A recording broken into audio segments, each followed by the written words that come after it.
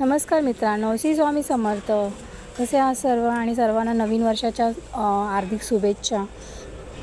तर आज नवीन वर्षाची सुरुवात झाली. स्वामी कृपेने सर्वांच्या घरातही नवीन वर्षाची सुरुवात झाली असेल अशी मी प्रार्थना करते आणि त्याचप्रमाणे सर्वांनाही नवीन वर्ष सुख समृद्धीचे आणि भरभराटीचे जावो अशीच माझी सदिच्छा असणार आहे. आणि त्याचबरोबर आज होता रविवार आणि आज आहे रविवार, त्याच्यामुळे माझ्या मिस्टरांनी आणली मार्केटमधून अशी एकदम ताजी आणला आहे कुप्पा. आणि तो आज तुम्हाला मी त्याची रेसिपी दाखवणार आणि शेअर करणार आहे. तर हा अर्धा कुप्पा आम्ही ग्रेव्हीसाठी ठेवलेला आहे. काळ्या मसाले वाटणामध्ये कुप्याचं कालवण बनवणार आहे आणि हा अर्धा कुप्पा फ्राय करणार आहे.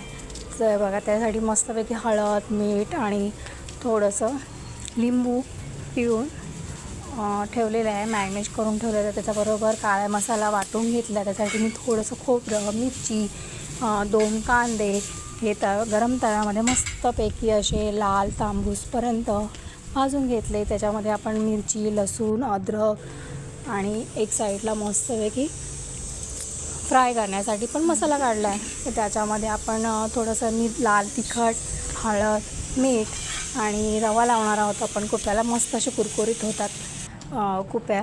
ते बघा, असे वाटण मी मस्तपैकी तेलसुद्धा गरम झालं. त्याच्यामध्ये आपण मस्त तडका दिला आहे. कढीपत्ता टाकला, थोडीशी हळद टाकली, लाल तिखट टाकलं आणि हे वाटलेलं आपलं मिश्रण टाकलं काळ्या मसाल्यामध्ये. हे कुप्याचं कालवण खूप सुंदर लागते आणि तुम्ही पण एकदा ट्राय करून बघा आणि तुम्हाला कसं वाटलं ते मला कमेंटमध्ये नक्की सांगा.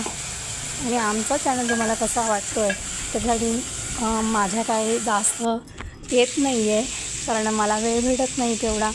आणि हे बघा, आपण रश्श्यामध्ये टाकणं, त्यासाठी मी हळद आणि मीठ तव्यामध्ये थोडंसं परतून घेतलं तरी त्याच्यामध्ये वशाचं आपलं वास येणार नाही आहे.